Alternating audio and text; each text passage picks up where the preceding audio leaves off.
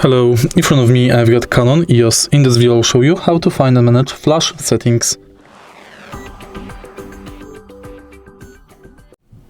In the beginning, let's go to device menu. Scroll right to third menu and go to flash control.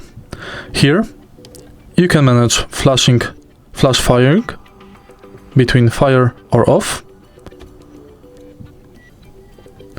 You can manage balance, meter,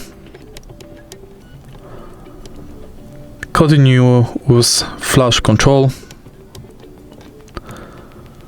red eye reduction,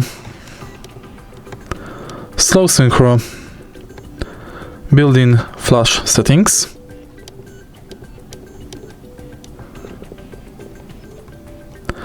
external flash function settings,